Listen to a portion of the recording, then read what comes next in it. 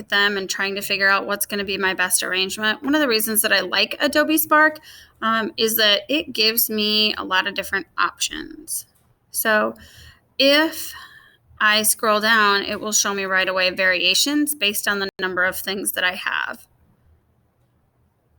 And it puts it in some variations. So I can look at that. And those are okay. If I go all the way over here to the right-hand side, I can play with just layout. Then I can really start to customize.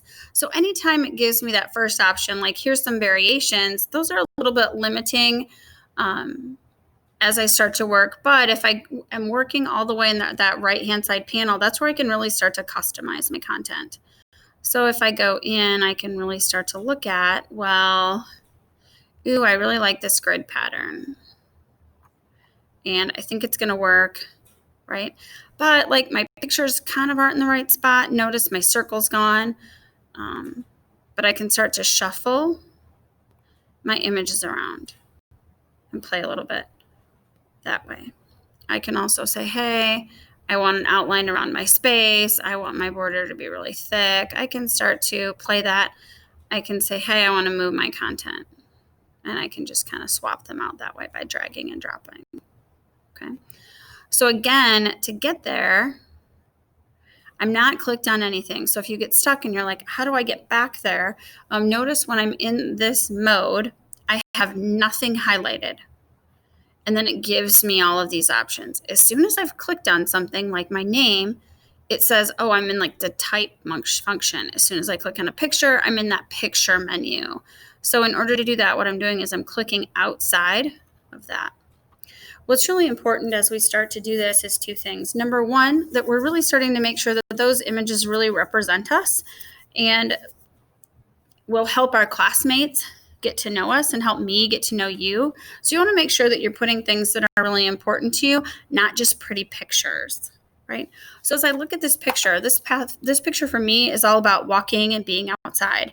But because of how it's cropped, now I've really kind of lost that. So I feel like that's not going to be the best picture because of that to communicate that with me at all.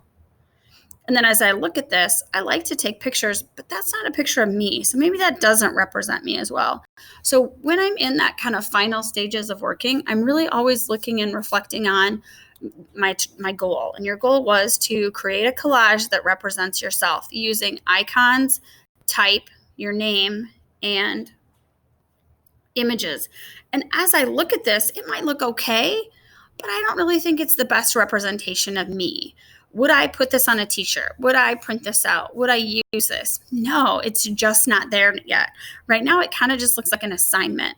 And as a designer, you want to make sure that you're really starting to practice the skill of design, figuring out where things go and look good, but also looking at, do my images communicate what I want them to communicate? And so my original thought was that, yeah, this talks about photography, but now that I look at it, I'm reflecting on the fact that it doesn't communicate best.